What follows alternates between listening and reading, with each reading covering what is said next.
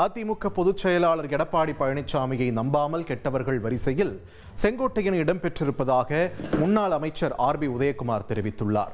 அவர் வெளியிட்டுள்ள வீடியோவில் செங்கோட்டையனின் அமைதி, அடக்கம், உழைப்பாளி, கட்சி தொண்டர், நடுநிலை தவறாதவர் என்ற பொய் பிம்பத்தின் கட்டமைப்பு உடைந்து விட்டதாகவும் தெரிவித்தார்.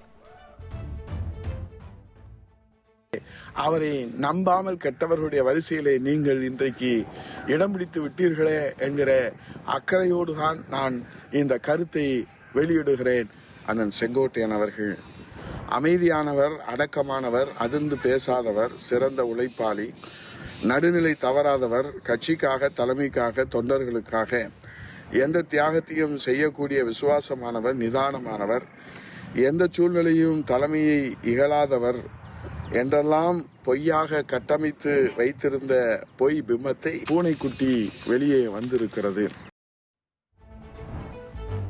திருச்சியில் வைக்கப்பட்டிருந்த அமைச்சர் KN நேருவின் பிளக்ஸ் பேனர்களை முழுவதுமாக காவல்துறையினர் அகற்றினர்.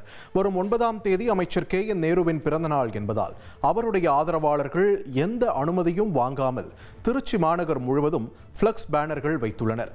இந்த நிலையில் அனுமதி இல்லாமல் வைக்கப்பட்டுள்ள பிளக்ஸ் பேனர்களை காவல்துறையினர் அகற்றினர். கரூர் கூட்ட நெரிசல் சம்பவம் தொடர்பாக வேலுச்சாமிபுரத்தைச் சேர்ந்த 8 பேர் CBI விசாரணைக்கு ஆஜராகினர். 100க்கும் மேற்பட்டோருக்கு சம்மன் அனுப்பி சாட்சிகளை விசாரிக்க CBI அதிகாரிகள் திட்டமிட்டுள்ளனர். நாகை மாவட்டத்தில் உள்ள பிரசித்தி பெற்ற குமரன் கோவில் குடமுழுக்கு பெருவிழா நாளை கோலாகலமாக நடைபெற இருக்கிறது. குடமுழுக்கு பெருவிழாவை முன்னிட்டு நாளை திருமருகல் ஒன்றியங்களுக்கு உட்பட்ட பள்ளிகளுக்கு மட்டும் உள்ளூர் விடுமுறை அறிவித்து மாவட்ட ஆட்சியர் உத்தரவிட்டுள்ளார். கபடி வீராங்கனை கண்ணகி நகர் கார்த்திகாவிற்கு நடிகர் மன்சூர் அலிகான் 1 லட்சம் ரூபாய் ஊக்கத்தொகை வழங்கினார். ஒலிம்பிக்கில் தங்கம் வென்றால் கார்த்திகாவின் திருமணத்திற்கு 100 சவரன் நகை போடுவதாகவும் அவர் வாக்குறுதி அளித்தார். நெல்லையில் அறப்போர் இயக்கம் சார்பாக கல்குவாரிகளில் ஏற்படும் பாதிப்புகள் தொடர்பாக கருத்தரங்கு நடைபெற்றது. கருத்தரங்கில் இரு தரப்பினரிடையே வாக்குவாதம் ஏற்பட்டு கைகலப்பானதால் பெரும் பரபரப்பு ஏற்பட்டது. மும்பை விமான நிலையத்தில் காஃபி பவுடருக்குள் மறைத்து கடத்தி வரப்பட்ட 47 கோடி ரூபாய் மதிப்புள்ள போதைப் பொருள் பறிமுதல் செய்யப்பட்டது. போதைப் பொருளை கொண்டு வந்த பெண் பயணியை தவிர அந்த கும்பலைச் சேர்ந்த மேலும் 4 பேரை புலனாய்வுத் துறையினர் கைது செய்தனர். கேரளாவில் லட்சத்தீவைச் சேர்ந்த ஒருவருக்கு மூளைக்காய்ச்சல் உறுதி செய்யப்பட்டுள்ளது. கொச்சியில் உள்ள ஒரு தனியார் மருத்துவமனையில் சிகிச்சைக்காக அவர் அனுமதிக்கப்பட்டுள்ளார். குஜராத் மாநிலம் அகமதாபாத்தில் சர்தார் வல்லபாய் பட்டேல் பிறந்தநாள் நிகழ்ச்சியின் போது முதல்வர் பூபேந்திர பட்டேல் வழுக்கி விழுந்ததால் பரபரப்பு ஏற்பட்டது.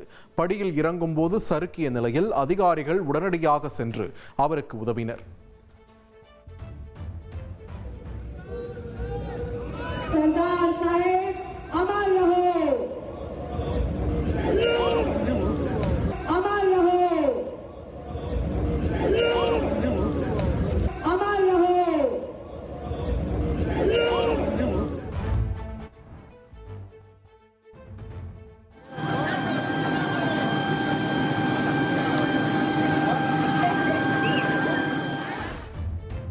மெக்சிகோ நாட்டின் ஹெர்மோசிலோ பகுதியில் உள்ள சூப்பர் மார்க்கெட்டில் ஏற்பட்ட வெடிவிபத்தில் 23 பேர் உயிரிழந்தனர். மேலும் பலர் படுகாயமடைந்த நிலையில் வெடிவிபத்திற்கான காரணம் குறித்து தீவிர விசாரணை நடைபெற்று வருகிறது. தமிழ்நாடு கிரிக்கெட் சங்கத்தின் புதிய தலைவராக சீனிவாசராஜ் போட்டியின்றி தேர்வு செய்யப்பட்டுள்ளார். துணைத் தலைவராக M. குமரேஷ், பொருளாளராக R. ரங்கராஜன் தேர்வு செய்யப்பட்டுள்ளனர். இனி செல்லும் இடமெல்லாம் செய்தி.